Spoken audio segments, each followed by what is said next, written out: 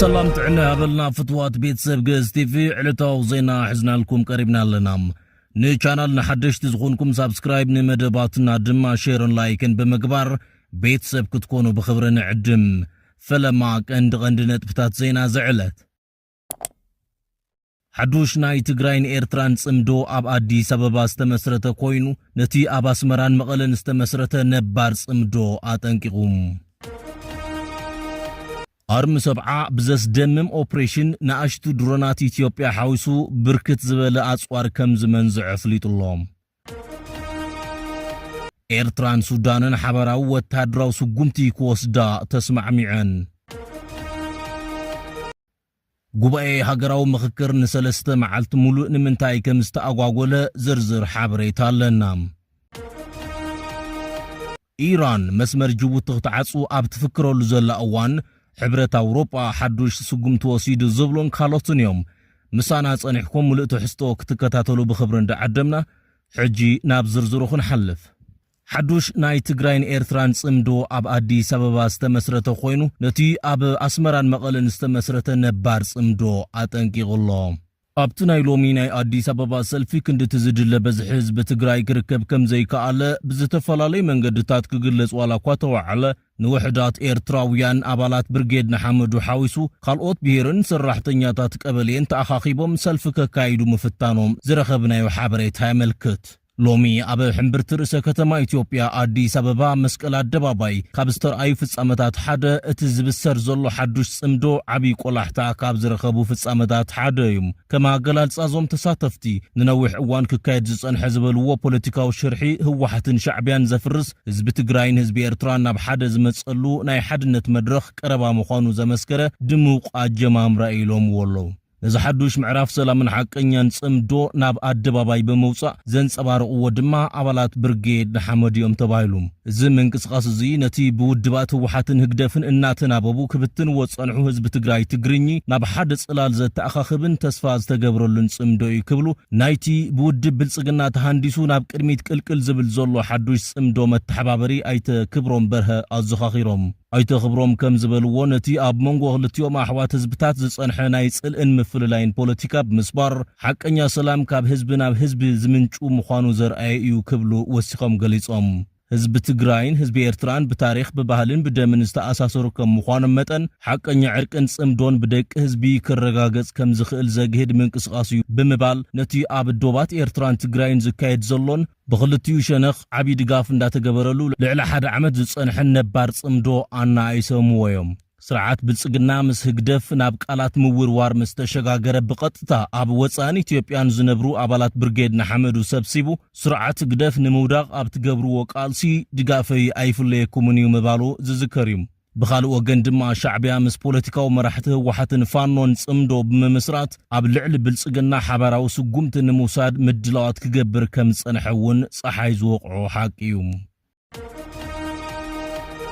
ናብ ዝቕጽል ዜና እንትንሓልፍ አርሚ ሰብዓ ብዘስ ደምም ኦፕሬሽን ንናኣሽቱ ድሮናት ኢትዮጵያ ሓዊሱ ብርክት ዝበለ አጽዋር ከም ዝመንዝዕ ኣፍሊጡ ኣብ ወሰን ሩባ ተከዘ ንመጥቃዕቲ ክውዕላ ተዳልየን ዝነበራ ኣጥፊየን ዝጠፍኣ ስትራቴጂክ ድሮናት ገና ካብ መኽዚን ከይወፃ ብውሕልል ወታደራዊ ጥበብ ክምንዝዕን ከም ዝኸኣለ ኣፍሊጡሎም በኢትዮጵያ የሚመረቱት አጥፍቶ ጠፊ ድሮኖች የኢትዮጵያ የድሮን ምርት አቅም ኢሮ አባይ ድሮን ማምረቻ በስዋርም መልክ የሚደረጉ ውጊያዎች ካሉ ወደ ታርጌት ሄደው የጠላትን ስብስብ ሊያጠፉ ይችላሉ እዘን ድሮናት ኣብ ምዕራብ ትግራይ ዘሎ ወራራ ሓይሊ ናብ ውግእ ከውዕለን ኣብ ምድላው ከም ዝነበራን ብቐሊሉ ኦፕሬት ክግበራ ዝኽእላ ምዃነንን ካብ እሙናት ፍልፍላትና ዝረኸብናዮ ሓበሬታ የረድእ ኣብዚ እዋን አርሚ ሰብዓን አርሚ 13 ብሓንሳብ የካይድዎ ብዘለው ወታደራዊ ወፍሪ ወረርቲ ሓይልታት ናብ ተርባጽ ከኣቱ ገይርዎም ከም ዘሎን ከም ሳዕቤኑ ድማ ናብ በለካ ለኽዕካ ዓይነት ወረ ወሪዶም ንዓለም ለኸ ማሕበረሰብ ከደናገሩ ይፍትኑ ከም ዘለውን ተሓቢሩም ካብዚ ብተወሳኺ ሰራዊት ትግራይ ክሳብ ሕዚ ዝገበሮ ዓቕሊ ተጸንቂቑ ካብ ሕዚ ንድሓር ኢዱን እግሩን ዓጻጺፉ ዝቕበሎ ባዶ መጽባዓ ከም ዘይህሉ ብምግላጽ ዝተወረረ ርስቱ ብምውሓስ ንዓመታት ኣብ ኬንዳ ተደርቢዩ ዘሎ ወገኑ ናብ ቦትኡ ንምምላስ ቃልሱ ኣጠናኺሩ ከም ዝቕጽል ኣፍሊጡሎም بمقصال إيرتران سودان حبراو وتادراو سجمتي كوسدا تسمع معن اللهم ፕሬዝደንት ኢሳያስ አፈወርቂ ምስ አቦ ወንበር ላዕለዋይ ቤት ምክሪ ሱዳን ጀነራል ዓብደል ፈታሕ አልቡርሃንን ምስኡ ዝመፀ ላዕለዋይ ጉጅለ ልኡኹን ኣብ ኣስመራ ተራኺቦም ሰፊሕ ምይይጥ ከም ዘካይዱ ተገሊጹ። እቲ ትማሊ ኣብ መንጎ ክልቲኦም መራሕቲ ዝተኻየደ ርክብ ሱዳንን ኤርትራን ኣብ ልዕሊ ሓበራዊ ጸላኤን ወታደራዊ ስጉምቲ ንምውሳድ ወሲነን ኣለዋ።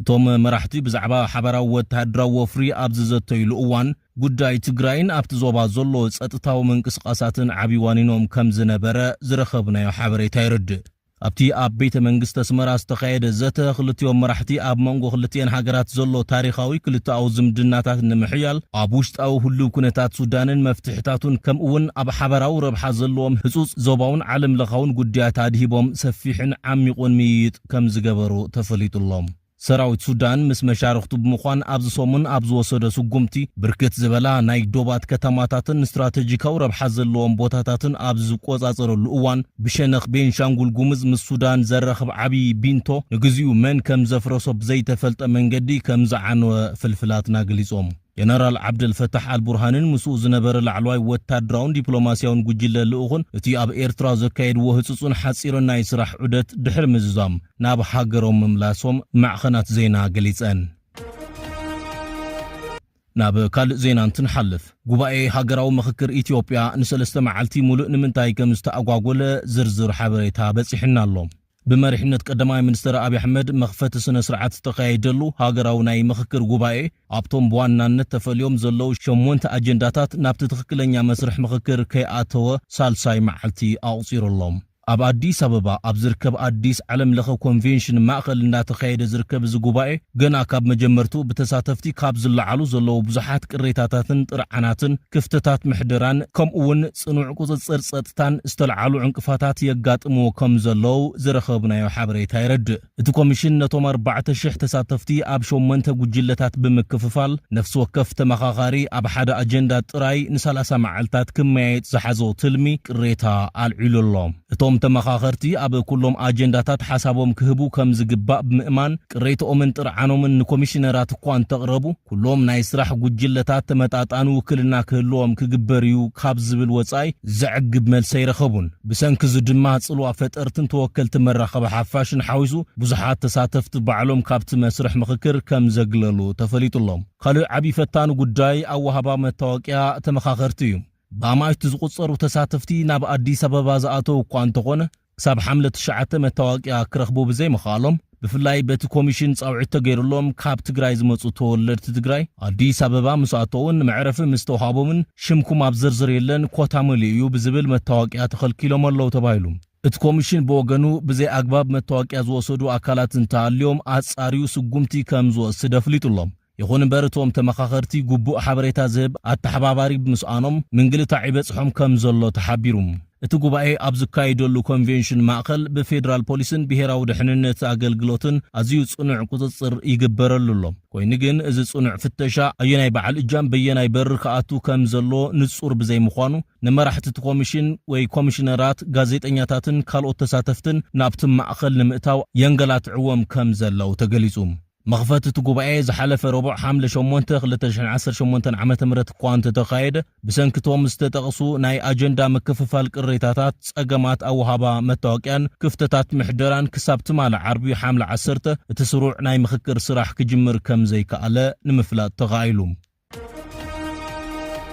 أب مودة زينة إيران مسمر جيبوتيك تعصو أب تفكروا لزول أوان حبرة أوروبا حدش سقوم توسيدهم. جيبوتين حبرة أوروبا نمنقص أصنص أنيحتن حيل بحر حبرة أوروبا أب جيبوتي حقاو معرف الذهب سممعنا التفراري من الله علامو أب كيح بحري دحننتنا محلاون ناس منقص أس مراخبن من رقاقات صني تبايلهم إذو علس تفرملو لعلو يتتوكالي توسا قدياتن بوليسي دحننتن حبرة أوروبا كايا كالاس أب جيبوتي وقعو عدت أب زقبرال أوانيو بس منستر وصاء قدات عبد القادر حسن عمرن تدرارب منستر مكل خال عمر عبد السعيدن بزعبات صدتها كيح بحرن قرنا أفريكان تزاتينين ካያ ካላስ ናብ ጅቡቲ ቅድሚ መምርሕን ኣብ አዲስ አበባ ምስ ቀዳማይ ሚኒስትር አብይ አሕመድን ሚኒስትር ወፃኢ ጉዳያት ጌዲዮን ጢሞቴዎስን ምዝታይን ዝዝከር እዩ ኣብቲ ዘተ ክልተኣዊ ርክብ ንምጥንኻርን ኣብ ቀጠናዊ ጸጥታ ኩናት ሱዳን ስጋት አልሸባብ ጽልዋ ኢራንን ሳዕቤን ኩናት ሩስያ ዩክሬንን ጠሚቶም ተዛትዮም እዮም ሕብረት አውሮፓ ኣብ ልዕሊ መራኽብ ንግዲ ዝፍጸሙ መጥቃዕታት ንምክልኻል አስፒደስ ዝተባሃለ ናይ ባሕሪ ጸጥታ ወፍሪ ኣብ